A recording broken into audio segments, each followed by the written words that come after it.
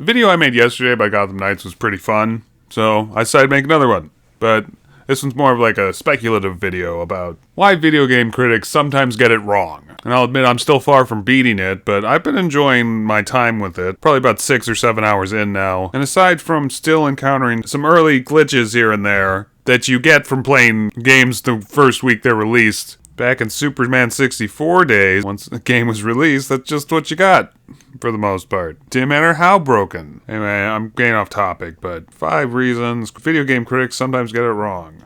First off, a video game critic is typically a journalist. They don't necessarily have to be good at video games. They definitely are not required to play a game the way it was meant to be played, or in a way that is fair for the people who made the game, or whatever. Typically, they're people with deadlines, who are only really required to beat the game, and then write a 1 to 5 page article about it. And that's really all they have to do, you know? I mean, they'll get paid no matter what they write in that article, just as long as they make their deadline. Typically, they just have to, they just have to beat this game so they can review it, and then move on to the next one. And by the time they've done that, they probably already forgot about that first game they reviewed. It's like no skin off their back, writing a bad review for something. But because of that, because they have to get through everything so quickly, typically, they'll play games on the easiest difficulty setting, just so they can get through it as quickly as possible. In fact, oftentimes when I see any game with a very easy setting, like something below easy, I always think of that as like, oh, that's for critics. That's so they can get through it very quickly and then give a review about it and move on. And sometimes when games don't have that setting, they'll make a special version of the game just for critics that's easier and they can quickly get through it. But because they play on the easiest difficulty and they're just trying to move through quickly, in a game like Gotham Knights, they might have passed over many of the things that you're supposed to learn in this game, like timing your punches to get critical strikes, essentially, or building up momentum to use momentum moves. And instead, I think they played this like a button masher. But I think that because they were playing on the easiest difficulty, that gave them the shot to like just play this as a button masher, because like I said, this game doesn't really force you to play in any particular way, and it's like not everything is completely obvious.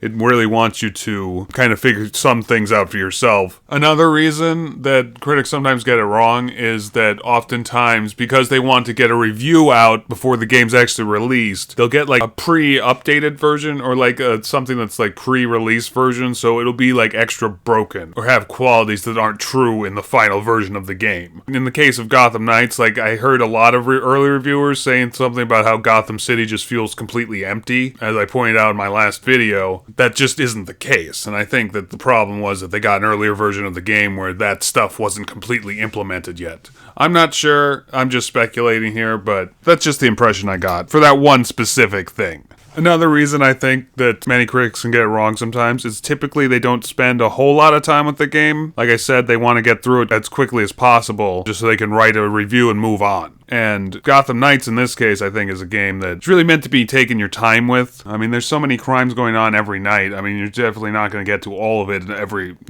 night. And there's stuff being generated all the time. Like, it's very, feels kind of like a dungeon crawler, very roguelike dungeon crawler, just in how things keep popping up, and it's always kind of random what it is. Like, again, if you're just rushing through everything, you're not going to really experience a lot of the aspects of this game that you would if you were taking your time with it. But that's just for, this specifically. I mean, this happens so many times. So in both directions, that sometimes critics will really like an early version of the game. Like with Destiny 2 at release, fans hated Destiny 2, but critics seemed to like it. But again, they were probably handed an easier version of the game that they could play through in a few hours and then write a review on and move on. Or Mass Effect Andromeda, that was another one that critics really, really liked before release, but fans thought was really lackluster, especially compared with the rest of the series. So it does happen in both directions that sometimes critics get it wrong, and I think that leads into my final point of critics are still people who make mistakes and have their own opinions. And sometimes critics go back to video games and re-review them once they think, oh, I was mistaken that first time. Or sometimes it's just the game needs to be updated.